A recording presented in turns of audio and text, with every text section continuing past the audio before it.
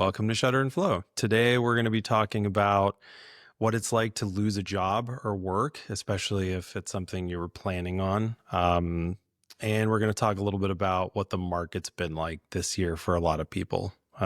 Jeremy, do you want to take it away since this is something we were talking about yesterday? Yeah, because this has been me in the last few weeks.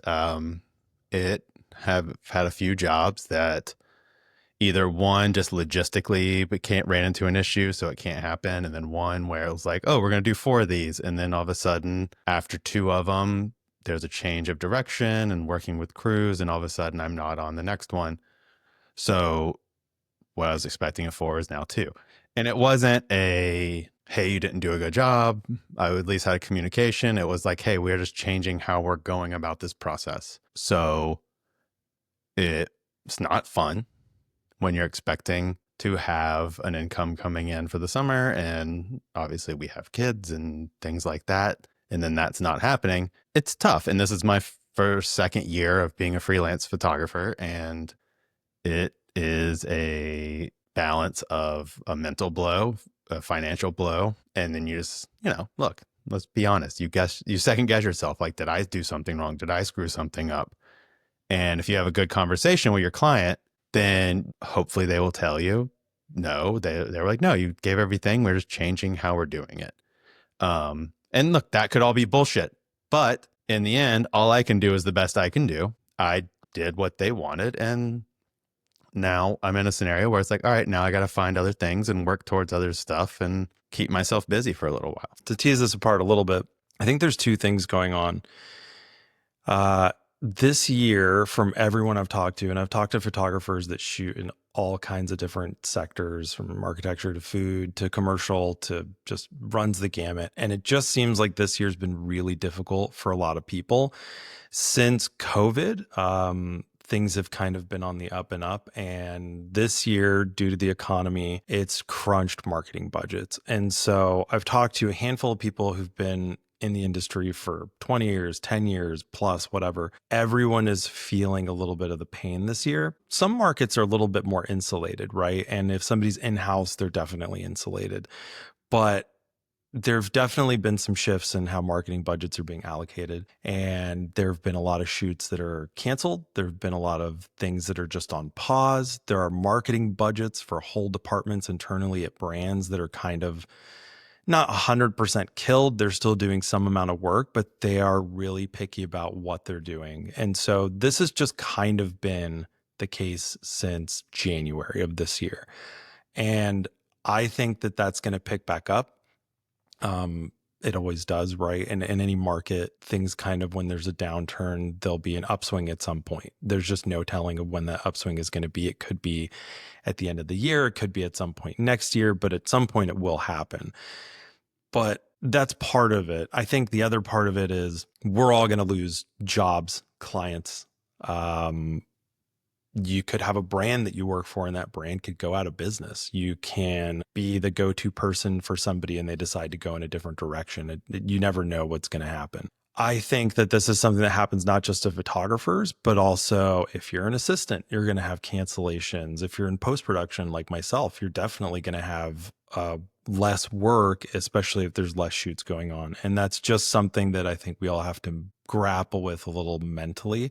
It can feel like a roller coaster at times. I think there's some things you can do in the downtime, especially if things are being canceled, at least to shift your mindset, if not to prepare for when there's the next upswing. Yeah. And I mean, if you look at the entertainment industry right now, a few years ago, all the streaming services were just saying yes to everything. And there's so many productions being put out and all this. And now it's not happening.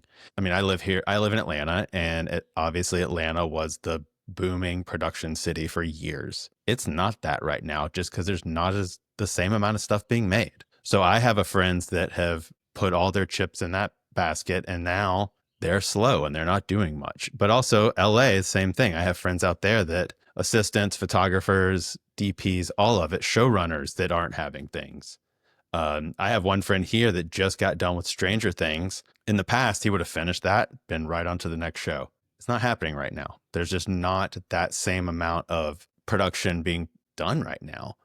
So yeah, it's finding the things to stay busy. You and I are working on my portfolio together to, relaunch my website and do all this stuff, working on social media, LinkedIn. It's finding these things that you can do. Or I've been building myself a gear closet because I needed an organized spot to put all my cases and things like that. So I try to take that time to focus on something that I can really get done in my downtime while trying to always do spec stuff, do whatever it is to keep myself creatively motivated and out there. And then reaching out to people and just following up and catching up. And it's not always a sales pitch. It can just be, hey, how's everything going? Do you want to grab coffee? Yeah, I think that's what you do in your downtime, right? I think it's a combination of marketing, networking, and revisiting your portfolio, revisiting your website, your maybe all of your pages that you have for your social media accounts, and just kind of being a little bit creative, maybe taking a step outside of what you're shooting, doing some spec work, maybe trying something different, and just kind of keeping busy, but keeping busy with the things that might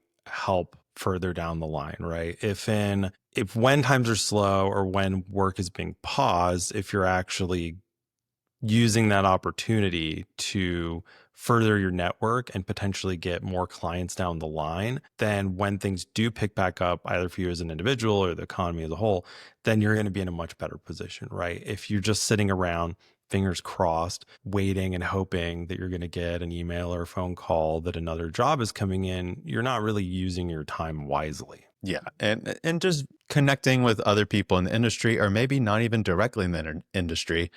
I just had coffee with a good friend of mine. Our kids go to school together. He's a strategist at an agency. Let's just go have coffee and bounce ideas off each other. Just talk things through. You and I have conversations of like, what can we work on? How can we do things different? And also, it's a good time to look and say, is what I'm doing working? Is the industry, is the clientele I'm going after exactly what I want it to be? Do I need to look at that in a different way and maybe push for something else? And and I'm lucky. Look, I've have a few calls that come in and random stuff that I'm doing that's not always the what you expect to be doing, but it is still work that you can get by on. Yeah, there's still work going on out there, right? There's always going to be some amount of work going on. And like I said, there are some sectors that are maybe a little more insulated from certain things, and it's going to shift and it's going to vary, right?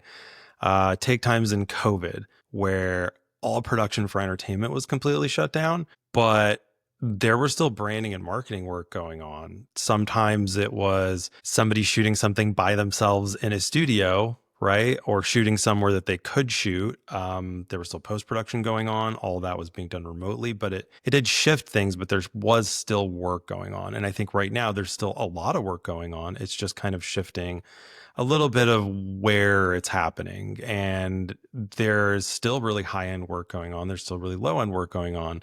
It's just a little bit of a change in certain industries, right?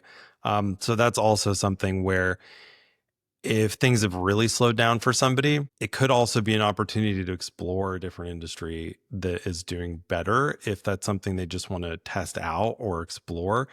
But I mean, my biggest suggestion is if somebody is in a niche and that's just what they do, then I would write it out for the next 6 months or so, work on their marketing, work on shooting some better work, some spec work, like make sure everything's polished and looks great, keep networking. And then eventually, when things kind of settle down, they'll still be getting work in that niche and maybe even level up a little bit. What are your thoughts on that? Do you think people should explore shooting other things if their industry slows, or do you think they should stick in the industry?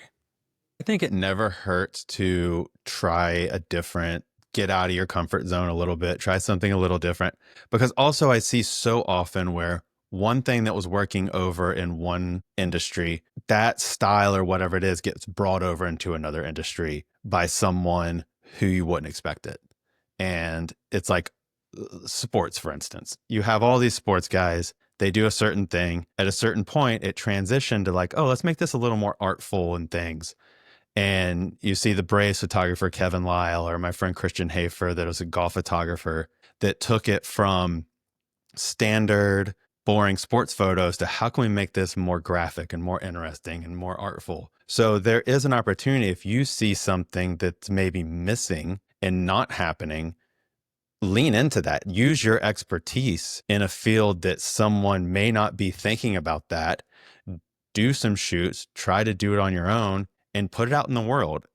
There's no point in doing stuff and just hiding it and living with it and sitting on it. Put it on social media, email it out to some clients or potential clients and say, hey, I was doing this. I thought you might be interested in it. I think that's a really good way to look at it, but also and it may not go anywhere, but it doesn't hurt to try it is how I look at it. Yeah, if you use the time to work on your creativity, that's never going to be a bad thing, right? You may shoot some spec work or something that you think is interesting and it may never go anywhere, but maybe you find something creatively that worked and then you can eventually go back to that idea for something else for a client. Yeah. And it's like, so on the post side, do you ever sit and think of, okay, how could this idea work over here? Or like, are there ways that you're trying to navigate it back and forth into different fields of photography or industries of the world? Oh, 100%. So I think with post, there's kind of like your bread and butter work, right? Like most people who use post production, depending on the level that they're at, if they're just using for post production for basic cleanup and things like that, there's not a lot of creativity in that. But if you're talking about maybe putting together some really interesting comps or spec work, like things that are a little more heavy on the composite side, heavy on the artistic side, where you're even doing some painting and other things like that, instead of just typical Photoshop, then you're kind of sometimes even coming up with some techniques or maybe even coming up with a workflow for something that then you can use later on for something else, right? I tend to really love the ideas of building custom workflows for different types of work because different photographers shoot differently. And so that's something that sometimes by doing a spec project, maybe I find that there's an action set or a script that can be written or something that eventually does work its way into some actual work when I'm working with somebody. So I think it's always good when times are slow to constantly be working on something, um, because you never know when you're going to maybe find something that's going to work for something down the line. Yeah, I agree. And I think it's also, I was just thinking as you were talking about that, it's like following up with anyone you've connected with, old clients. I saw a stat the other day that old clients are your most trusted resource because if you did worked for them, even if it was a year ago, it was 2 years ago, you worked with them, they liked what you did. Maybe they don't have work right now. Still reach out to them, show them something cool you did. They may be friends with someone else that, oh, I just talked to this person. They need some help with this. It's always reaching out to those people and just always following up. And it's something that I'm good at having the conversation. Sometimes the follow up is not my best and I need to be better at it. So I'm going to take this opportunity to do that and really like push it out there a little bit more. Yeah. So let me ask you this, since you have had some cancellations lately, are you building in cancellation fees on shoots or is that pretty standard these days? I mean, there's nothing like that in post-production, right? If somebody is telling you to expect a certain amount of images coming through, it's not an industry standard to say, hey, you didn't send this job through or it didn't come through. And then there's like a fee attached to it. There's nothing like that. But I know that for photo shoots, a lot of times there is, especially if it's a really big shoot. Are you doing that for your shoots right now? So most photo shoots have to get to a certain point of production and pre-production and things before any cancellation would come in. And that is something that every photographer should be working towards in a contract. Either it comes from the agency, it comes from the brand, or you have your own. Once you sign something to say, we're doing this, there should be something in there if you get a certain number of days out. One of mine, it was just a logistical issue of we wanted to shoot this thing and there wasn't a place to do it. So they were going to push it to another time. It could even be next year at this point. It wasn't far enough down the line for that to be a thing. The other one, I didn't go about it the right way. I should have had probably a contract on it. I didn't. And it's a learning thing. From now on, it's like, make sure you have it in writing. Hey, we're going to do these things, but it comes from trusting people and friends and things like that, where you're like, yeah, we're working together. It's great. Let's do some fun stuff. But it is probably a better idea to have it written down. Depends on the relationship too, right? Like there are some things where if there's a relationship that involves papering a deal or something like that, it makes sense on certain levels with certain things. There are other shoots, jobs, relationships in the industry that are more based on a handshake. And just because something falls through based off that relationship, you might say, hey, if this falls through, I was kind of hoping on that, but it's fine. They're going to hire me to do something in 2 months, 3 months, 6 months. And it might not matter to you really as much in terms of that long-term relationship. I would imagine if you have a large shoot, it's a commercial project, you have a studio booked, you have assistants booked, stylists, everything. And if they decide last minute not to go through with that shoot, you may already be out some money. I would assume a cancellation fee would at least, at the very minimum, cover anything that you've had to already start maybe putting out there. Yeah, typically you would have that locked in and there would be a certain number of days out that it would, if this gets canceled, there's a 50% fee or whatever it may be. It varies pretty drastically. I've seen it all over the place on this, but yes, definitely if like you've already paid for props, crew, travel, things like that that you've put money out for, if it gets to that point and say you're within a week or however many days and it gets canceled by the client for some reason, then that should be covered. I mean, last year I was supposed to go shoot the Gasparilla Inn, a hotel down in Florida. The day before I was flying down is when a hurricane hit the island directly, flooded the whole thing. Obviously, in that scenario, they covered the flight. I'm not going to charge them a cancellation. And now I'm shooting it again next week. So it's like they've rebuilt, they've done everything. So it's like in that scenario, I'm not going to be like, well, your hotel just got destroyed, but about that money you owe me, because Right. that's not Right. how you're going to keep a relationship. So it's really about getting it in writing and saying if we get to this number of days out, then that's what it's going to have to be, is the Yeah. best process to handle that. Yeah. So, parting thoughts, what's your advice for, let's say, somebody who is super slow, hasn't shot in weeks, or doesn't have anything booked? What would be your advice to somebody like that? Or somebody who's starting out and they're starting in this market as it is today? Think it's a lot of hustling, a lot of don't get beat down, which look, I'll openly admit it beat me down last week. It was tough and it was hard. And it's like I was planning on certain things and that all went away. So it's like try to not let that happen and focus on what you can control in the moment and continue to push yourself creatively. And just also, just because what you did is not happening doesn't mean that was bad. It doesn't mean that either A, what you were shooting was bad. It maybe just didn't work for that. Don't give up on something just because one time someone didn't like it. And also just keep reaching out to people and contacts, and not in a pushy way, not in a hire me way, just be on their radar. Be part of, like, have conversations with people and really just be open to the work. Because sometimes something gets canceled and then something else bigger could come in and fill in that spot. It does happen. And you just can't sit there. And also, more importantly, with a freelancer, sometimes you get this big flux of money come in. I just got paid for yesterday 2 or 3 big jobs all at once. All this hit my bank account at the same time. Now I have to budget that money out properly. We should need to have a financial advisor come on and have a whole other conversation about that, about Yeah, that'd be making good. sure you're budgeting everything. Because otherwise, if you don't have things coming up, payment, a lot of these companies are paying 30 days. I've seen 45 days. I've even heard of 90 days, which is ridiculous. So you have to plan ahead, because if shoots get canceled and I'm planning 30 days from there having more money, but it's not coming then. So you have to plan now and hold out to the next one and then keep pushing yourself. And it's going to be good. You're going to find it eventually.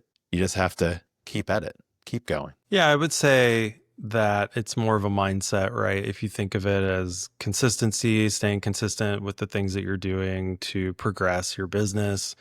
If you are trying to stay creative, constantly trying new things to be creative.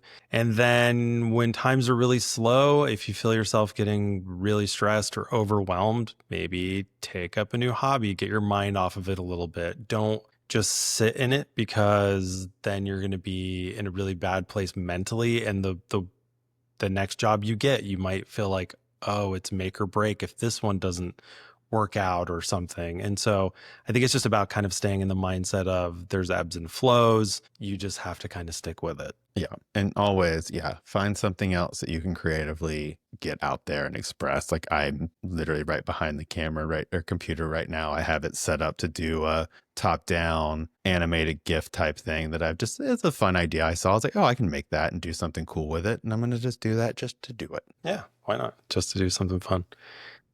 Thanks everyone for listening or watching. Like and subscribe. I don't know. Should we say that? Yeah. And we'll have more interviews coming up soon. We've already scheduled some. So you won't have to hear just us anymore. Yeah. We'll be having a lot of people on. Thanks for listening. Bye.